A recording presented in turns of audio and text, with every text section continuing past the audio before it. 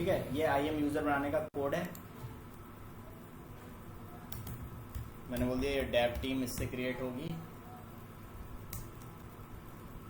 और यूजर का नाम, अब यूजर का नाम अगर मैंने यहाँ पे दिया, ठीक है, तो नो प्रॉब्लम ये बना देगा। ठीक है, पाथ यही रहता है। टैग में मैंने दे दिया यहाँ पर डेव टीम।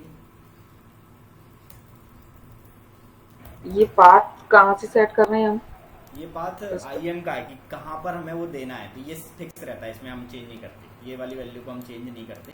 अभी हम देखेंगे कहाँ कैसे चेंज करते हैं, आईएम अभी आएंगे। अभी हम लोग सेक्शन पे नहीं आ रहे, अभी हम लोग सिर्फ टेराफॉर्म पे हैं। फिर हम टेराफॉर्म में अब AWS में ये वैल्यू कहाँ से आएगी, इसका मतलब क्या है, ये सब चीजें देखेंगे। ठीक है, तो अभी जो ये कोड मैंने हार्डकोर कर दिया, देख रहे हो यहाँ पे मैंने प्रॉब्लम दी है। प्रॉब्लम क्या दी है, ये वैल्यू मैंने हार्डकोर की। टेराफॉर्म से बोलता हूँ, टेराफॉर्म प्लान बताओ क्या करोगे, और EC2 के अंदर से वो काउंट वाली लाइन हटा देता हूँ। ठीक है, वरना वो उसको मल्टीपल टाइम्स बनाएगा।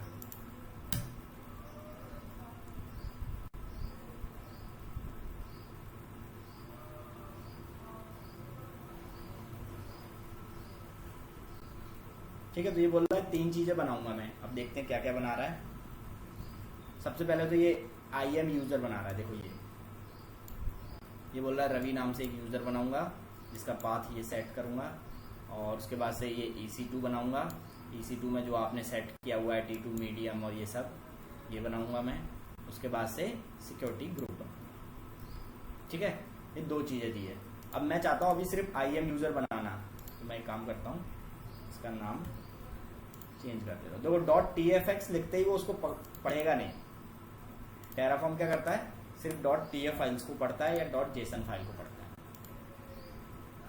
तो मैंने क्या फाइल को रीनेम कर दिया ताकि वो पढ़े नहीं। मैं चाहता तो उसको कमेंट कर देता, कमेंट फिर आपको कोड पूरा करना पड़ता। अभी मैंने क्या किया, मैंने उन 2 फाइलों का नाम ही बदल दिया जिससे कि टेराफॉर्म उसको पढ़े ही नहीं। तो अब टेराफॉर्म किस किस फाइल को पढ़ेगा, सिर्फ im.tf, main.tf, provider.tf। ठीक है, इन दोनों को नहीं पढ़ेगा। देखो नहीं पढ़ा उसने, सिर्फ बोल रहा है एक काम करूंगा मैं। और क्या काम कर रहा है, यूजर बना रहा है। ठीक है, और एक बार मैं टेराफॉर्म अप्लाई चला के बनाता भी। ये बताओ ये अच्छा कोड है क्या? मैंने क्या किया है, यहाँ पे हार्डकोर कर दिया वैल्यू को। किसी ने बोला कि यूजर अपडेट कर दो या दूसरा यूजर बना दो, तो मुझे उस कोड में जाना पड़ेगा, यहाँ पे वैल्यू चेंज करनी पड़ेगी। जबकि आइडियली मुझे क्या करना चाहिए था, यहाँ पे चेंज करना चाहिए था। लेकिन ये तो एक यूजर होता तो चलो मैं यहाँ पे वेरिएबल ले लेता, पर IM में मोस्टली हमें बहुत सारे यूजर्स बनाने पड़ते हैं। ठीक है, तो अभी ये बना रहा है, उसको देखते हैं हम।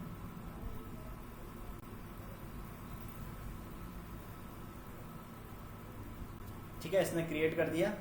चल के देखते हैं बना कि नहीं। AWS के उस पर कौन सी सर्विस पे जाऊंगा मैं, IAM।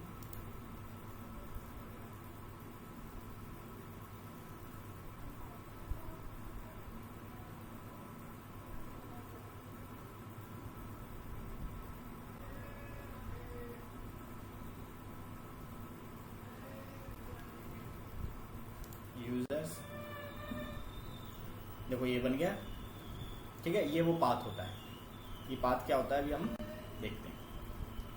तो ये तो हार्डकोर है, प्लस ये तो एक वैल्यू बनाएगा। ये अच्छा कोड नहीं है, इस कोड में हम लोग थोड़े बहुत चेंजेस करते हैं। ठीक है, तो देखो अभी इस कोड में हम लोग चेंज करने के लिए, देखो कोड के हिसाब से वेरिएबल मैंने एकदम सही लिखा है। मेरे वेरिएबल में देखो 5 IM यूजर हैं, कहाँ गया, ये 5 लिस्ट है, और ये 5 लोगों की या 3 लोगों की लिस्ट है। जैसे मैं और लोग ऐड कर देता हूँ।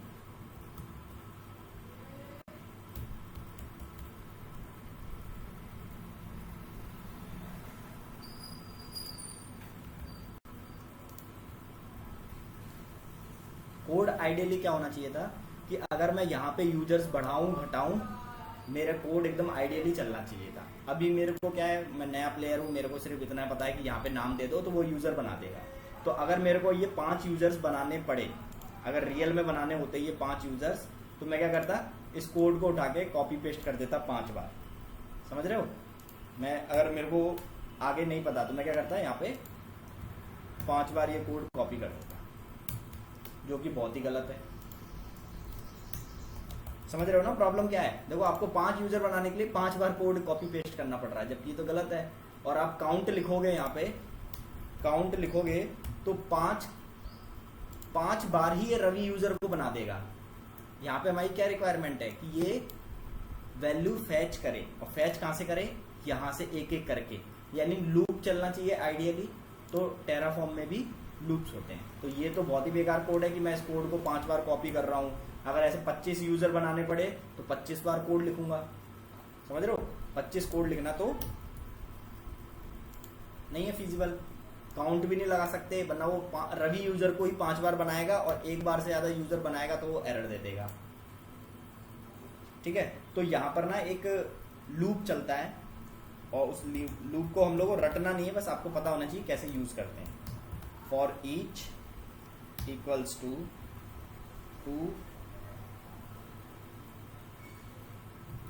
सेट, ठीक है, ये है आपका फॉर्मेट।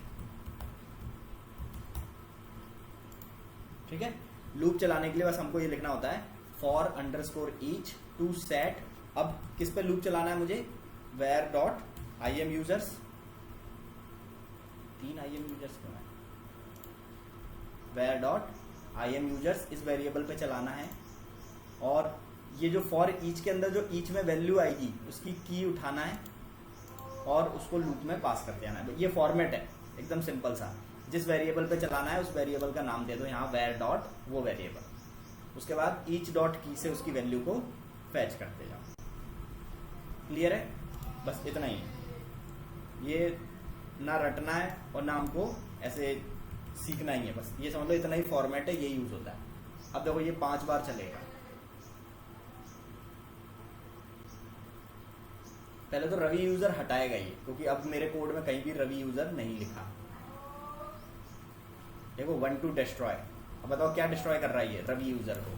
5 यूजर क्रिएट हो गए, चलो देखते हैं 5 यूजर क्रिएट हुए क्या।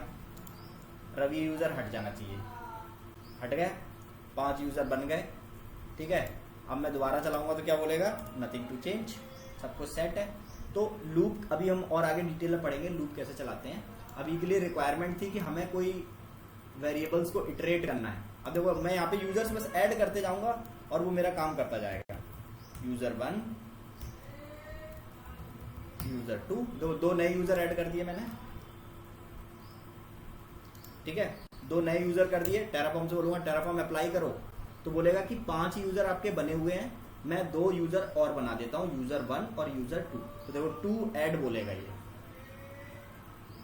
देखो अब मेरे कोड में कहीं चेंजेस नहीं करने, बस मुझे यही वैल्यू में चेंज करना। देखो 2 और ऐड कर रहा है, और क्या ऐड कर रहा है? देखो यूजर 1 यूजर 2 उसने ऐड कर दिए। आप यहाँ पे आओगे, आप देखोगे 2 यूजर और बन जाएंगे, बन गए। आपको डिलीट करना है, सेम चीज आप उठा के डिलीट कर दो। मान लो उन्होंने बोला नहीं यूजर 1 यूजर 2 नहीं ऐड करने, बस आपको क्या करना है?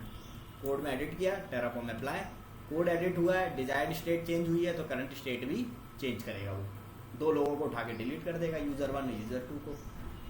तो कल वाली ही चीजें हैं, बस आज हम उनको वेरिएबल्स के फॉर्म में कर रहे हैं। देखो ये 2 डिस्ट्रॉय कर रहा है, कौन कौन से? यूजर 1 और यूजर 2 को। User 2 will be destroyed, user 1 will be destroyed. आप यहाँ वापस आओगे, ये रिफ्रेश करोगे, 2 यूजर गए। क्लियर है? तो लिस्ट हम किस लिए यूज करते हैं? मल्टीपल वैल्यूज के लिए। हम मल्टीपल वैल्यूज टाइप आप डिफाइन कर दो, लिस्ट की वैल्यू आप असाइन कर दो, और लूप के थ्रू हम इसको यूज कर सकते हैं। क्लियर हुआ? ये लिस्ट कुछ नहीं है, बस ये समझ लो स्ट्रिंग ही है, बस मल्टीपल स्ट्रिंग्स है। और जब मल्टीपल स्ट्रिंग्स है तो मल्टीपल वैल्यू भी देनी पड़ेगी।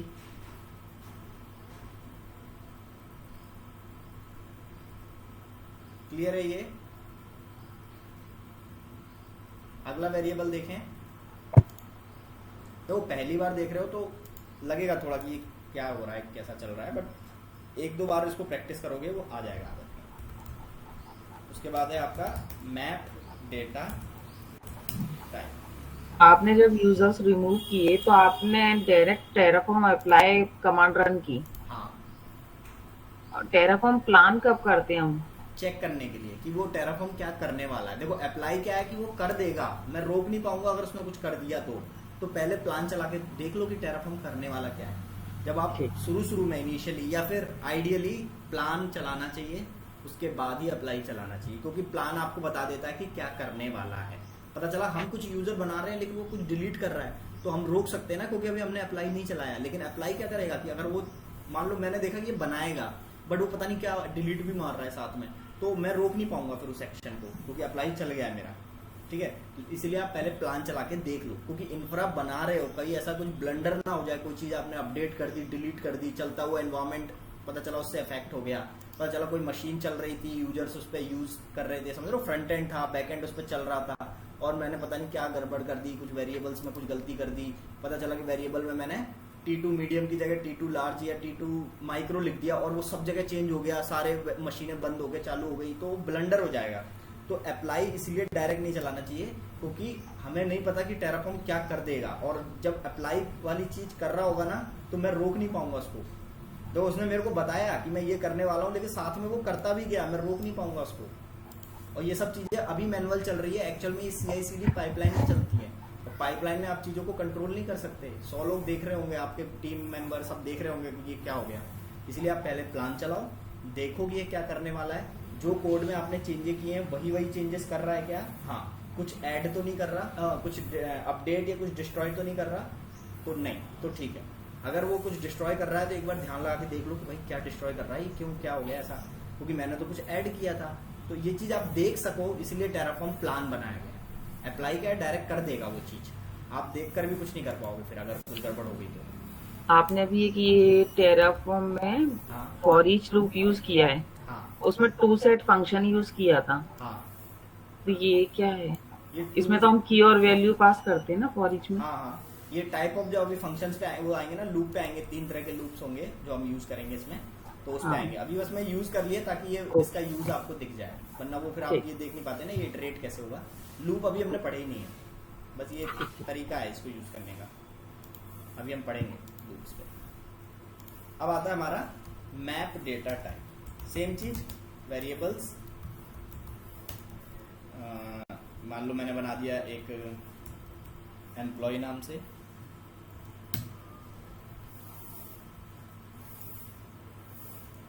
ठीक है, टाइप में आप क्या लिखोगे, मैप, और डिफॉल्ट में आप क्या दोगे, वैल्यू। तो मैप में वैल्यू कैसे देते हैं, ऐसे करली ब्रैकेट में, पहले आप लिखते हो नेम इक्वल्स टू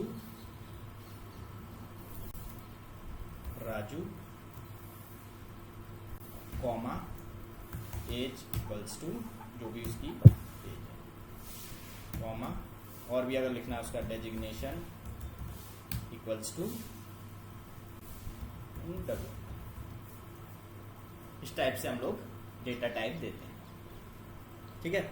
अब देखो मैं इसको टेराफॉर्म में अगर यूज करना हो तो कहाँ करूंगा, तो इन्वायरमेंट्स मुझे बनाने होते हैं, है ना, इन्वायरमेंट्स बनाने हैं, तो मैंने एक वेरिएबल डिफाइन किया और इसका नाम दे दिया डेव इन्वायरमेंट।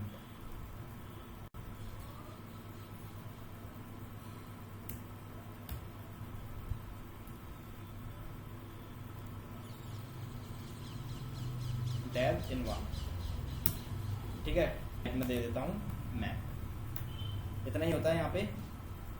चलते हैं वेरिएबल्स में, वैल्यू देता हूं मैं, dev environment equals to curly bracket. अब सबसे पहले AMI ID, तो AMI ID में देता हूं उसकी जो भी एक्चुअल AMI ID होंगी वो, ये जो असाइनमेंट है, मान लो डेव इन्वायरमेंट में ये वाली AMI ID यूज करनी थी। AMI ID समझ रहे हो, एक्चुअल में पता है कोर मशीन की VM नहीं यूज होती। हमने देखा था ना, हम लोग एक AMI बनाते हैं और फिर उसको ऑटो स्केलिंग ग्रुप में यूज करते हैं, तो मोस्टली ना कंपनी अपनी खुद की AMI मेंटेन कर रही होती है बैकअप्स के फॉर्म में, तो हम लोग वही AMIs देते हैं, ठीक है। और AMI हो गया EC2 टाइप, हम मुझसे बोला है भाई डेव इन्वायरमेंट में हमेशा T2 लार्ज ही यूज करना, उससे तगड़ी मशीन मत लेना, T2 लार्ज ही तुमको लेना है। और मुझसे बोला कि भाई टैग नेम जो है ना, आप हर मशीन के आगे टैग नेम दे देना, प्रोजेक्ट का नाम, जो भी प्रोजेक्ट का नाम है, बुगाटी प्रोजेक्ट। ये मेरे को ये 3 चीजें उन्होंने मैंडेटरी बताई है। और उन्होंने ये भी बोला कि की पेयर जो दोगे वो डेव वाला देना, क्योंकि वही सब यूजर के पास है, जो डेवलपर्स हैं उनके पास डेव वाला की पेयर है, तो आप डेव वाला दोगे तो पहले क्रिएट होगा। तो इतनी सारी चीजें इन्होंने मेरे को डेव के लिए बता दी। ठीक है, अब देखो यहाँ पे 2-3 चीजें आपको एक क्लियर होगी। ये तो हो गया डेव के लिए। अब एक QA एनवायरनमेंट भी बनाना पड़ा मुझे। QA एनवायरनमेंट बनाना है मुझे, तो मैं उसकी वैल्यूज,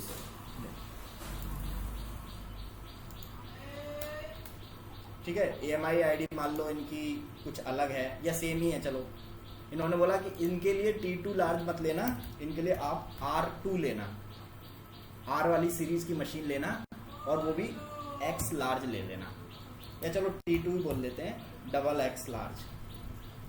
ठीक है, क्योंकि इनको रिग्रेशन टेस्ट करने हैं, टेस्टिंग करनी है, तो इनको थोड़ी हैवी मशीन चाहिए। और इनके प्रोजेक्ट में आप, इनके टैग में आप लगा देना बुगाटी QA, और इनके की पेयर आप दे देना QA। ये इन्होंने सेटअप बताया। तो ये तो वेरिएबल है, इस वेरिएबल की हम लोग डिफाइनिंग कर लेते हैं। मैंने क्या किया, 2 वेरिएबल बना दिए हैं, समझ रहे हो, एक QA एनवायरनमेंट और एक डेव एनवायरनमेंट। क्लियर है? और ये इनकी वैल्यूज है। देखो रिक्वायरमेंट अलग अलग थी, इसीलिए मैंने ये डिफाइन कर दिया। अब मैं आता हूँ अपने EC2 पे, इसको सही कर लेता हूँ, EC2 रीनेम। ठीक है, अब देखो ये चीज मेरे को डेव EC2 कंट्रोल C, ये होगी मेरी QA की EC2। अब इनकी वैल्यूज देते हैं। ठीक है, इनकी वैल्यूज देता हूं मैं। तो AMI मेरी AMI ID से उठाना है मुझे, और वो डेव से उठाना है मुझे। तो देखो इनकी वैल्यूज कैसे देंगे, इसके अंदर where डॉट डेव env, और उसके अंदर भी कौन सी वैल्यू, AMI ID, ऐसे उठाया जाता है। ठीक है, EC2 टाइप कैसे उठाऊंगा मैं, where डॉट जो मेरा वेरिएबल है वो, और उसके अंदर भी बहुत सारी कीज हैं, तो उसमें से कौन सी की उठानी है मुझे, EC2 टाइप। तो ये उसकी वैल्यू ले लेगा। ठीक है, टैग नेम में मुझे क्या लेना था, where dot dev dot env, और उसके अंदर इसका टैग नेम।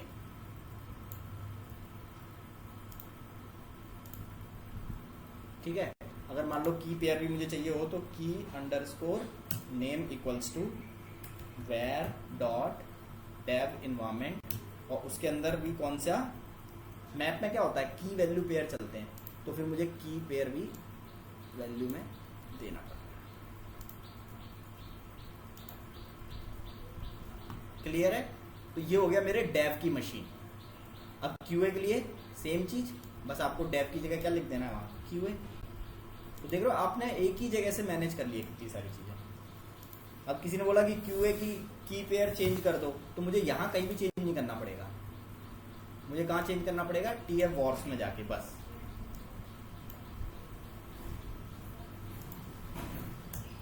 QA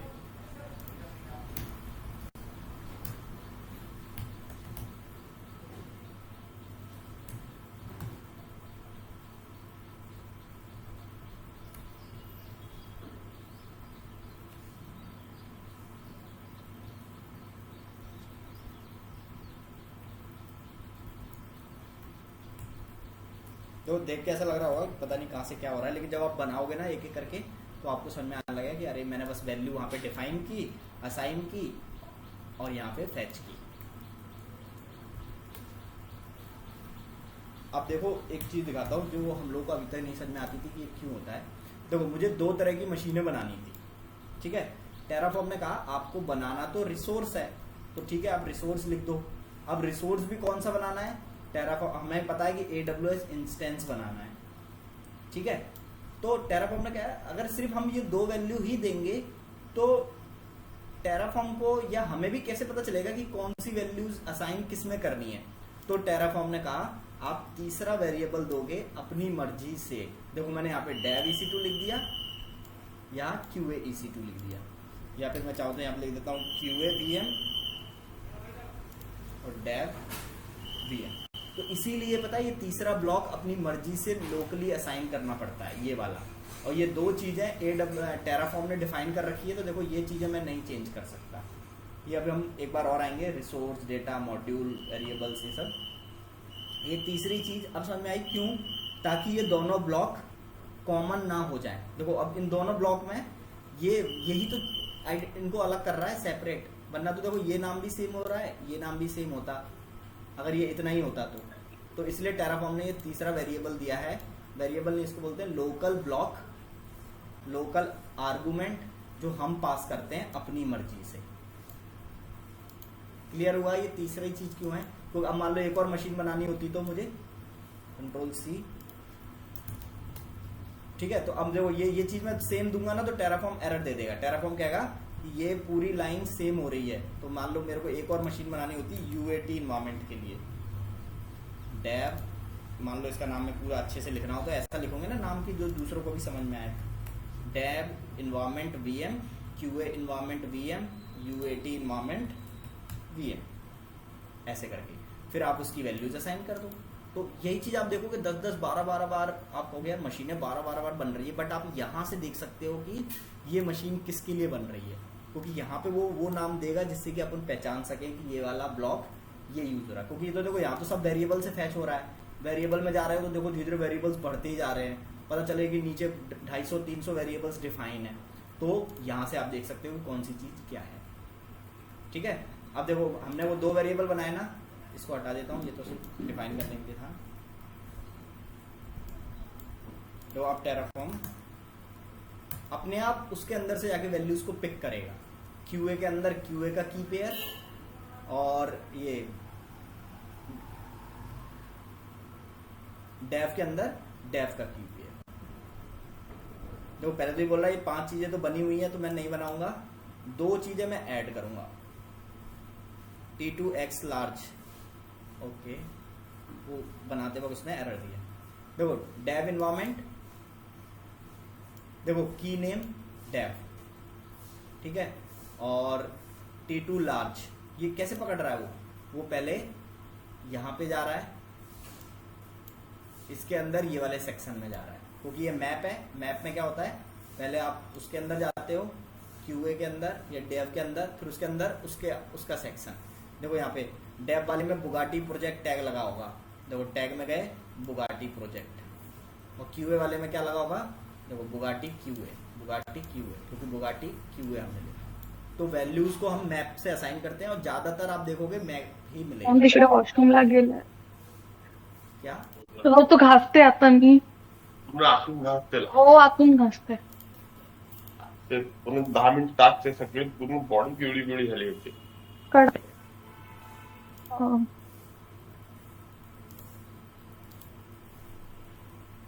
ये क्लियर हो रहा है। मैप बहुत यूजफुल फंक्शन है, ये आपको बहुत बार मिलेगा। मैप, लिस्ट, ये बहुत यूज होते हैं, बहुत फ्रीक्वेंटली। क्योंकि देखो आप यहाँ से पूरा एक इन्वायरमेंट की वैल्यू सेट कर देते हो। आपने डेव इन्वायरमेंट का पूरा सेट कर दिया, QA इन्वायरमेंट के लिए पूरी चीजें सेट कर दी, और सीधा आपने इसको उठा के यूज कर दिया।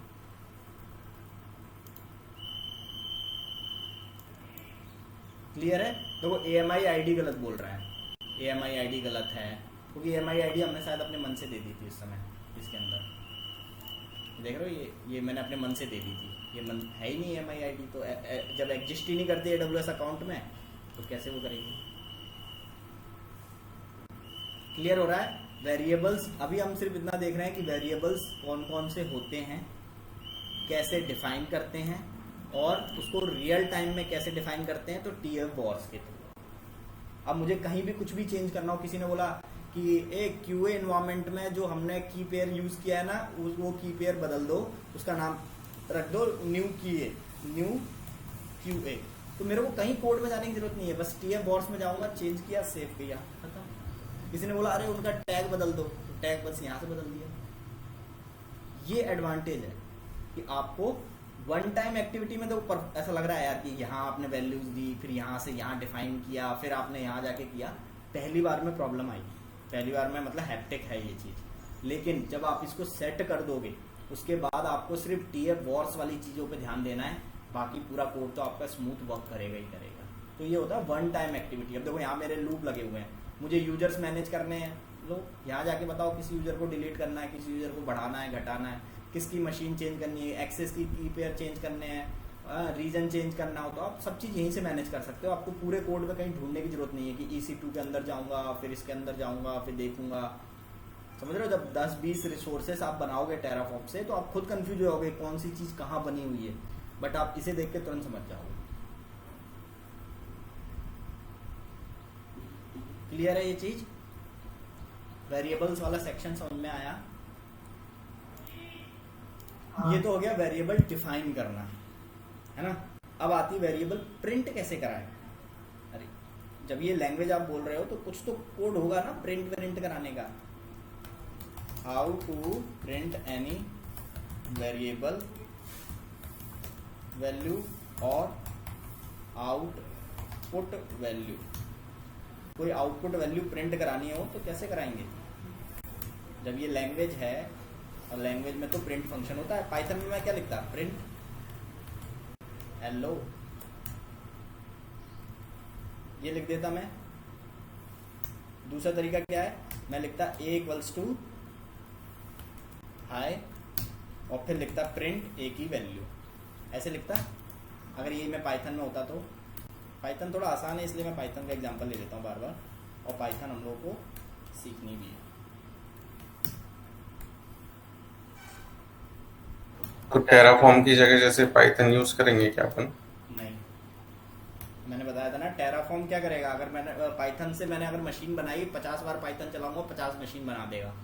उसे वो नहीं पता कि भाई ये चीज़ मैं बना चुका हूँ कि नहीं, डिजायर स्टेट, करंट स्टेट, ये सब वो नहीं जानता पाइथन। तो पाइथन सिर्फ ऑटोमेशन के लिए यूज होता है, टेराफॉर्म के थ्रू ही हम पूरा प्रोवाइडर मैनेज करेंगे। डेवऑप्स की प्रोफाइल कॉम्प्लेक्स क्यों होती जा रही है? इसी वजह से होती जा रही है कि वहाँ पे वो क्लाउड भी ऑटोमेट करना है उनको, ऑटोमेशन के लिए पाइथन भी लाना है, डेवलपमेंट ऑटोमेट करने के लिए CI/CD लाना है, उसके अलावा मॉनिटरिंग, बैकअप, सिक्योरिटी, बहुत सारी चीज़ें हो गई हैं। ठीक है, ये तो पाइथन में हो गया। इसमें आप कैसे करोगे? इसमें आप लिखते हो आउटपुट, ठीक है, आउटपुट का नाम, ठीक है, और उसके वैल्यू। थोड़ा सा अजीब सा लगेगा देख के। और वैल्यू मान लो मैंने ले ली var.ec2 -type। तो एक बार इसको चला के देखते हैं तो आपको समझ में आएगा। मान लो मुझे ये वैल्यू प्रिंट करानी है, कौन सी? EC2 नंबर की वैल्यू प्रिंट करा। तो मैं अपना कोड लिखूंगा ये वाला। अब ये कोड लिखने के लिए भी टेराफॉर्म कहता है, बोलता है, आप चाहो तो कहीं भी लिख सकते हो, कि आप ना एक output.tf फाइल बना लेना जिससे कि सारे आउटपुट आप उसी में प्रिंट करा लो, ऐसा टेराफॉर्म बोलता है। मैंने कहा ठीक है भाई, मैं output.tf बना लेता हूँ और इसके अंदर अपना आउटपुट प्रिंट कराने का कोड लिखूंगा। आउटपुट = मैंने लिख दिया EC2 टाइम्स। ये मेरा आउटपुट का नाम है, ठीक है, ये किसी वेरिएबल का नाम नहीं है, ये मेरी मर्जी से दिया है मैंने अभी, और मैंने वैल्यू में लिख दिया। अब वैल्यू में मैं क्या प्रिंट कराना चाहता हूँ? किसी वेरिएबल की वैल्यू, जैसे कि EC2 टाइप। तो देखो ये वेरिएबल है और ये मेरे आउटपुट का नाम है, ठीक है। और अब देखना मैं इसको प्रिंट कराता हूँ।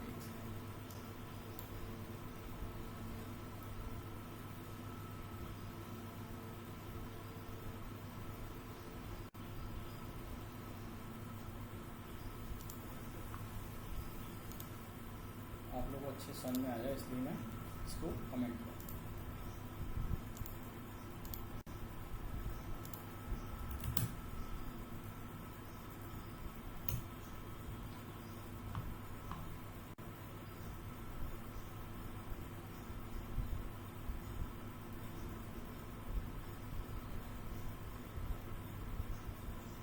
ये देखो ये EC2 टाइप दिख रहा है, output dot TF EC2 dot type, इसके अंदर वैल्यू किसकी आ रही है, वैल्यू आ रही है इस वेरिएबल की। ठीक है, देखो मैं वेरिएबल कोई दूसरा ले लेता हूँ, मान लो ये वाला ले लेता हूँ, डेव इन्वायरमेंट। तो वैल्यू प्रिंट कराना थोड़ा सा इसमें कॉम्प्लेक्स है, जब आप पहली बार पढ़ोगे तो थोड़ा सा कंफ्यूजन होगी कि वैल्यू प्रिंट कराने के लिए मुझे फिर वैल्यू क्यों लिखनी पड़ रही है। ये बोलता है वैल्यू सेव किस में करूँ ये बता दो, तो वो ऊपर जो आउटपुट में मांगता है ना, वो सेव करने के लिए एक वेरिएबल मांगता है, जो थोड़ा सा कॉम्प्लेक्स लगता है। यार हमारे पास तो ये वेरिएबल है, सीधा इसी को प्रिंट करा देते, बट टेराफॉर्म ने ऐसे ही बनाया है।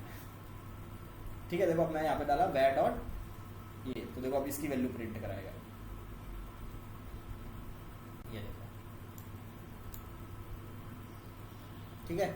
आपको और किसी चीज की वैल्यू प्रिंट करानी है, जैसे कि रीजन की प्रिंट करानी है, तो आप आउटपुट में यहाँ पे क्या लिख दोगे, वे डॉट रीजन, तो ये रीजन की वैल्यू प्रिंट करा।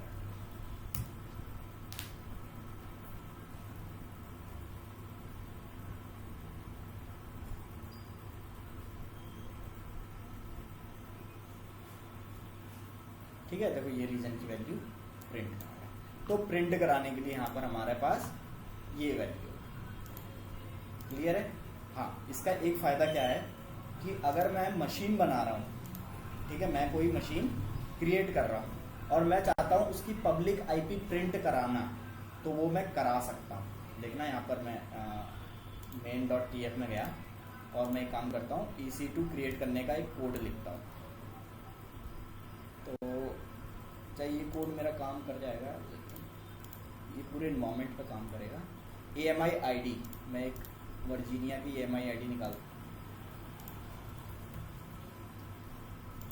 तो आज हम वेरिएबल्स के थ्रू खेल रहे हैं, तो पहली बार में ऐसा लगता है कि क्या कैसे उभर गया। आप उसको एकदम फ्रेश देखना, पहले वेरिएबल्स देखो कितने टाइप के हैं, वेरिएबल बनाना सीखो, वेरिएबल को प्रिंट कराना सीखो। प्रिंट कैसे, आउटपुट लगा ला। जब वेरिएबल्स प्रिंट सीख जाओ सारे चारों के चारों, तो फिर आप क्या करो, वेरिएबल्स को यूज करना सीखो। यूज करने के लिए आप डिफॉल्ट में वैल्यू देते रहो। जब आप डिफॉल्ट वाली चीज सीख जाओ, तो फिर अब आप वैल्यू को tf.var से प्रिंट कराना सीखो। बस उतना ही है वेरिएबल्स।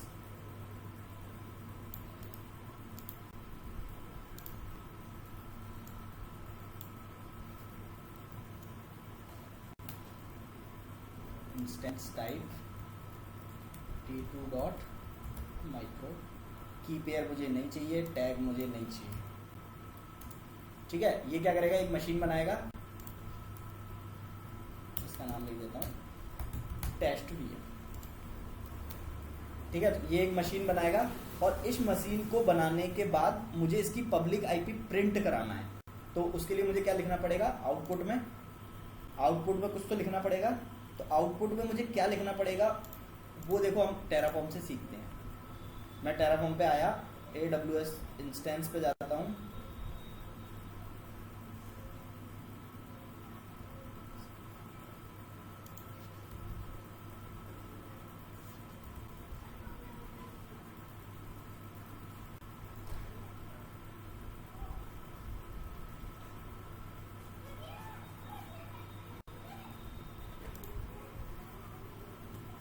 ठीक है।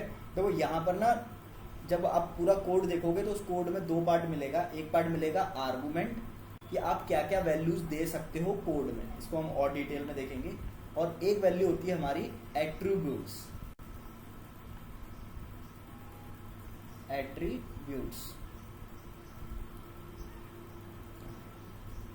एट्रीब्यूट्स यानी क्या क्या वैल्यूज हम प्रिंट करवा सकते हैं जब ये मशीन बन जाएगी तब।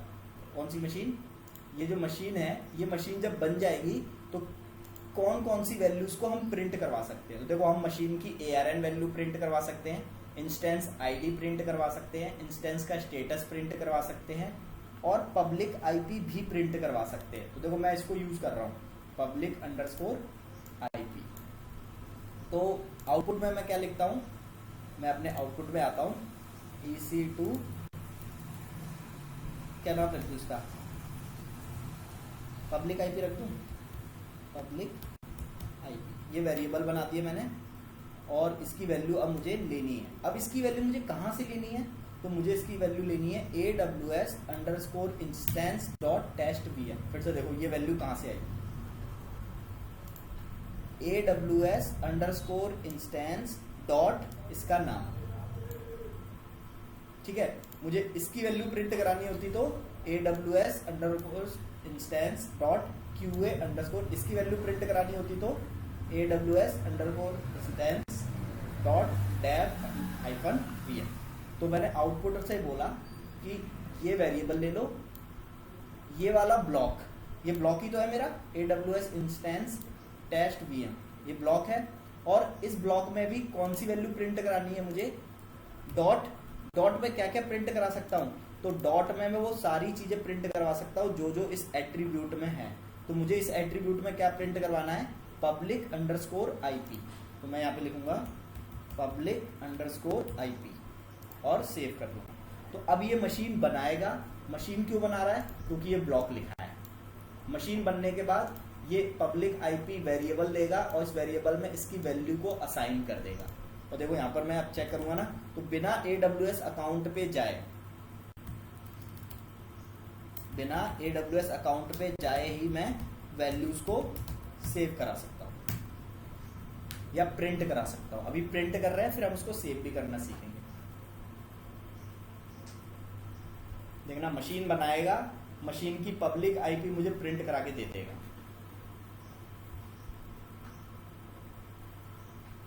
AMI ID not found, AMI ID not found, वर्जीनियम, अरे रीजन बदल गया था हमारा। हमने AMI ID जो दे दी ना वो स्टॉकहोम की दे दी, हमें वर्जीनिया वाली ही देनी है।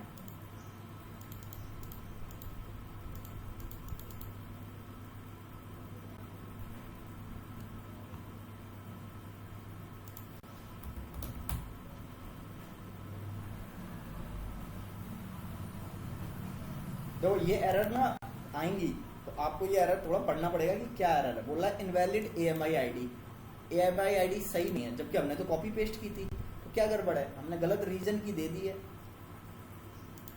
तो मैंने उबंटू सर्च मारा और उबंटू में 22 वाली मैं यूज कर रहा हूँ। कहाँ पे देना है हमें, main.tf में। अब आप इसको क्या करोगे, वेरिएबल से ले लेना, वेरिएबल्स में डिफाइन कर देना, चला देना। ये जैसे मैंने ये हार्डकोर किया है ना, आप क्या करना, वेरिएबल बनाना, इनके वेरिएबल में डिफाइन करना या TF और से इसको फैच करा देना। अब देखो तो आउटपुट क्या करता है, वैल्यूज को प्रिंट करता है। और क्या प्रिंट करता है, ब्लॉक डॉट जो हमने नाम रखा था उस ब्लॉक का नाम डॉट उसके एट्रीब्यूट्स। अब एट्रीब्यूट्स क्या क्या हो सकते हैं, वो हर ब्लॉक का अलग अलग है। सिक्योरिटी ग्रुप का अलग होगा, की पेयर का अलग होगा, BPC के अंदर अलग होगा, IAM के अंदर अलग होगा। हमें उसके ब्लॉक पे जा जाके देखना पड़ेगा कि क्या क्या चीजें हम एट्रीब्यूट्स में प्रिंट करवा सकते हैं। यानी एट्रीब्यूट्स बताता है कि क्या क्या चीजें आप रिसोर्स बनाने के बाद यूज कर सकते हो।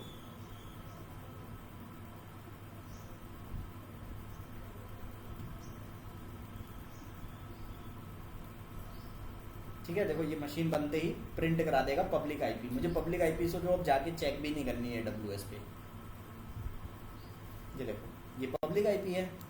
अब अगर आपने की पेयर दिया है, यहीं से लॉगिन भी कर लो SSH करके, यहीं SSH-i की पेयर का नाम दे दो ubuntu @ और ये पब्लिक आईपी जो आपने प्रिंट कराई है इसको पेस्ट कर देते हैं, लॉगिन भी हो जाएगी मशीन यहीं से। तो देख रहे हो ये आप प्रिंट करा सकते हो। तो इनको बोलते हैं हम आउटपुट्स। ये output.tf में हम, यहाँ आपकी मर्जी है जो वैल्यू नाम देना है। अब जैसे EC2 पब्लिक आईपी की जगह मैं सिर्फ इतना लिख देता कि पब्लिक आईपी, ठीक है, और चलाता। जो मशीन तो बनी गई है वो पब्लिक आईपी के अंदर, तो अभी ये नाम है, अब नाम देखो ये वाला रख लेगा वो। तो वेरिएबल का एक नाम है ये, ऐसा समझ लो। और वैल्यू कहाँ से ला रहा है, इस वाले ब्लॉक्स के ये वाला एट्रीब्यूट की वैल्यू लेकर आएगा। अब कोई बताएगा ये वैल्यू लेकर कैसे आ जाता है? देखो अब यहाँ पे ये वाला नाम रख दिया उसने। ये बताओ ये पब्लिक आईपी एक्चुअल में लेके कहां से आता है? टेराफॉर्म की टीएफ स्टेट फाइल याद है? देखो इसी में तो वो वैल्यू से है। देखो आप इसमें ध्यान से देखोगे पब्लिक आईपी रहता है, वो बस वहीं से प्रिंट करा दे रहा है।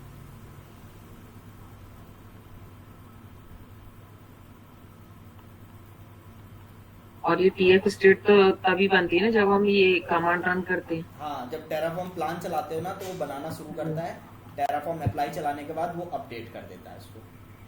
ये देखो कहा गया पब्लिक आईपी, ये रही पब्लिक आईपी। अब मुझे मान लो प्राइवेट आईपी प्रिंट कराना होता तो मैं यहाँ पे क्या लिख देता? Private IP. देखो अब प्राइवेट आईपी प्रिंट करा देगा। अभी 384 है ना, वो 172.31 से स्टार्ट होगी। तो ये चीजें हम कर सकते हैं। अभी हम वेरिएबल से थोड़ा बहुत फैमिलियर हो रहे हैं।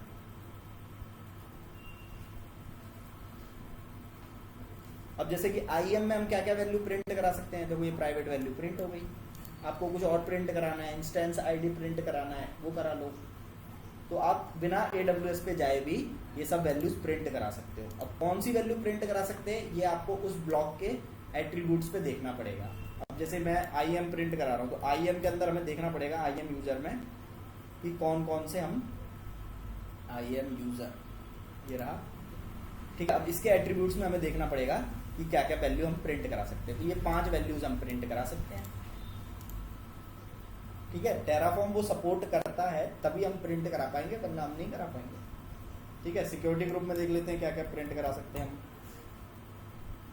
तो एट्रीब्यूट समझ में आया क्या होता है? आर्गुमेंट्स वाली चीज हम कल देखेंगे, क्योंकि इसमें एक एक चीज हमको देखनी है। ये वैल्यूज क्या है क्या नहीं है। सिक्योरिटी अंडरस्कोर ग्रुप, ये रहा। इसमें एग्जाम्पल, ये इसका आर्गुमेंट्स चल रहे हैं। आर्गुमेंट्स में हम वैल्यूज देते हैं, एट्रीब्यूट्स में वैल्यू प्रिंट कराते हैं। तो ये 5 वैल्यू हम प्रिंट करा सकते हैं, 4। क्लियर है? अभी हम धीरे धीरे इस डॉक्यूमेंट को पढ़ना सीखेंगे कि इसमें क्या क्या चीजें हमें देखनी होती है। अभी हम टेराफॉर्म के वेरिएबल्स वाला सेक्शन पढ़ रहे हैं। क्लियर हुआ? ये थोड़ा बहुत क्लियर हुआ। अभी इसको आप वेरिएबलाइज कर दीजिए। main.tf इसको आप एक वेरिएबल में रख दीजिए। आई थिंक वेरिएबल था मेरे पास, ये है ना। उसके बाद से और क्या था? main.tf t2 माइक्रो, ये तो हमारे पास है ही। where.ec2 टाइप और where.ami id, लो हो गया वेरिएबल। आउटपुट वाली चीज समझो बस, ये अपनी मर्जी से देना है। प्रिंट क्या कराना है? अगर ये वेरिएबल प्रिंट कराना है तो where.variable का नाम।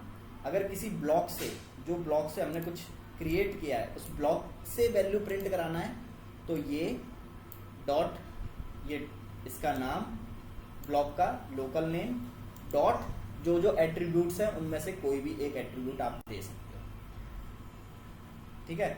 अब मुझे ये प्राइवेट आईपी प्रिंट करा रहा हूं मैं यहाँ पे, है ना। किसी ने बोला नहीं पब्लिक भी प्रिंट कराओ, एक ही क्यों कराना है, 3 चीजें प्रिंट कराओ। चलो, तो मुझे बोला 3 चीजें प्रिंट कराने को। एक बोला उन्होंने प्राइवेट आईपी, फिर बोला उन्होंने पब्लिक आईपी, और फिर बोला उन्होंने EC2 ID, इंस्टेंस आईडी। ये 3 चीजें उन्होंने बोला प्रिंट कराओ। तो मुझे पता है कि इसमें प्राइवेट आईपी ऐसे प्रिंट होती है, पब्लिक आईपी ऐसे प्रिंट होती है, और आईडी कैसे प्रिंट होती है, तो बस आईडी लिख दो, प्रिंट हो जाएगी। तो 3 आउटपुट लगा दिए मैंने। जब अब चला के देखते हैं हम टेराफॉर्म अप्लाई, तो तीनों वैल्यू प्रिंट करा देगा ये, प्राइवेट, पब्लिक और इंस्टेंस आईडी। और उसके अंदर वैल्यू क्या लेगा? इस वाले ब्लॉक का लोकल नेम डॉट ये वैल्यूज। एट्रीब्यूट को कल हम और देखेंगे जब ऑफिशियल डॉक्यूमेंटेशन वगैरह पढ़ना सीखेंगे। टेस्ट वीएम क्या है? क्या? Test VM AWS underscore instance dot test VM. ठीक बता रहा हूँ। देखो ये तीनों वैल्यू प्रिंट हुई, ये क्या है, ये जो मैंने लिखे हुए हैं ऊपर ये, हाँ ये देखो ऐसा, देखो AWS इंस्टेंस का जरूरी नहीं है ना एक ही ब्लॉक हो सकता है ऐसे 10 ब्लॉक होते हैं नीचे, तो उस ब्लॉक में भी किसका, तो इसका नाम। एक बार ये रिसोर्स वाला ब्लॉक कल फिर देखेंगे तो आपको क्लियर होगा कि इसका और नाम डॉट, और ये नेम यूजर डिफाइन होता है ना। हाँ ये नेम यूजर डिफाइन है ताकि आप ब्लॉक को यूनिक कर सकें। देखो मैंने अगर ये ब्लॉक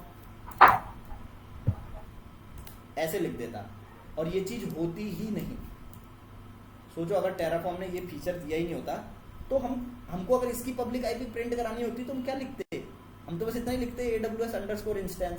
तो टेराफॉर्म तो पगला जाता, कहता यार इसकी पब्लिक आईपी दूं कि इसकी दूं।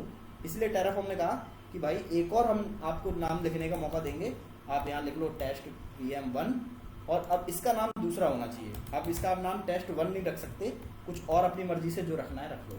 तो यूनिक करने के लिए इस ब्लॉक को, इस ब्लॉक से यूनिक बनाने के लिए ऐसा फीचर दिया गया। अब क्या होगा, 2 मशीनें बनेंगी, ठीक है। अब मुझे इसकी पब्लिक आईपी प्रिंट करानी है तो आउटपुट में लिखूंगा कि value equals to AWS instance dot test1 dot VM dot public IP. दूसरी वैल्यू प्रिंट करानी होती तो AWS_इंस्टेंस डॉट test2 VM। तो ये इस ब्लॉक को यूनिक बनाने के लिए आपस में टेराफॉर्म ने ये एड ऑन किया बाद में, मतलब जब बना रहा होगा तभी, कि भाई यूनिक कैसे करेंगे। तो उन्होंने कहा यार एक काम करते हैं, ये 2 तो भाई हमारे कंट्रोल में रहेंगे, इससे टेराफॉर्म को पता चलता है कि बनाना क्या है। और इस ब्लॉक को यूनिक करने के लिए उसने कहा कि यूजर डिफाइन आप एक एडिशनल आर्गुमेंट पास कर देना।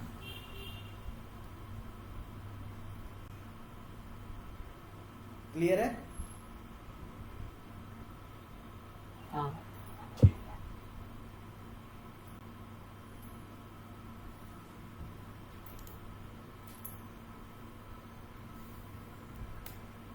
क्लियर है इतना? कल देखें इसको और आगे। आप लोग वेरिएबल्स बनाना, पहले इसको प्रैक्टिस करना, इनको बनाना और इनको प्रिंट कराते चलना साथ में। जब वेरिएबल प्रिंट कराना, वेरिएबल बनाना आ जाए तो फिर वेरिएबल को यूज करना, फिर वेरिएबल यूज करना आ जाए तो उसको TF वॉर्स के थ्रू यूज करना।